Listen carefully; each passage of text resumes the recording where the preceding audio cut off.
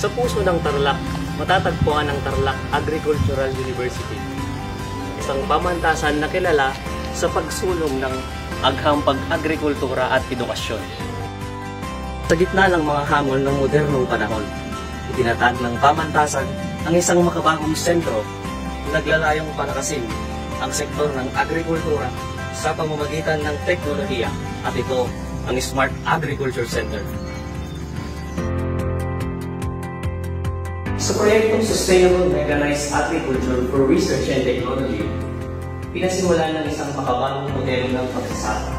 Sa pamamagitan ng mga automated greenhouses at advanced technologies, nagawa natin ipahusay na ang produksyon ng ani, pataasin ang kahusayan sa paggamit ng mga likas na yaman at mapanatili ang kalikasan. Sa pamamagitan ng precision farming techniques, mas matipid sa tubig at enerhiya ang pagsasaka. Dagdag pa rito, binigyan ng sapat na kaalaman ng mga magsasaka upang magtagumpay at magpalagalan ng kaalaman sa kanilang komunidad. Ang center ay nagtatampok ng iba't ibang teknolohiya tulad ng automated irrigation systems, mga drone para sa pag-monitor ng pananim, at mga IoT devices na nagbibigay ng real-time data para sa mas tumpak na pamamahala ng mga pananim. Nang dumating ang pandemya ng COVID-19, sa pakikipagtulungan ng PICAR, CNSU at TAO, tumugon ang komunidad sa pamamagitan ng isang makabalukang inisyatibo, ang produksyon at distribusyon ng mga punla para sa seguridad ng pagkain.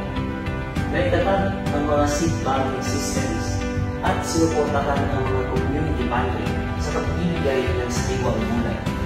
Ang inisyatibong ito ay nagpakita ng matibay na katatagan, pagkamalikhain at pamumuno sa pagharap sa krisis. Sa San Jose Elementary School, ipinakilala ang sustainable gardening practices gamit ang power garden technology at solar power. Dito, natutunan ng mga estudyante ang kahalagahan ng agrikultura habang pinapalagan ang seguridad sa pagkain at paggamit ng renewable energy.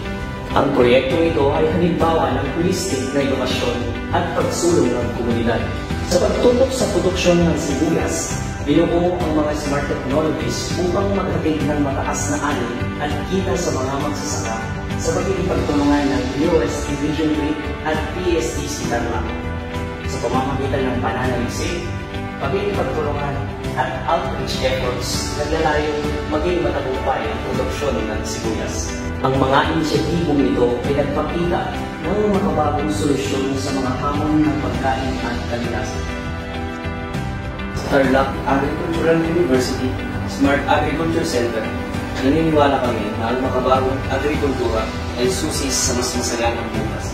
Sama-sama natin itaguyod ang agrikultura sa pamamagitan ng agham, teknolohiya at pagsasana para sa mga magsasaka, para sa bayan.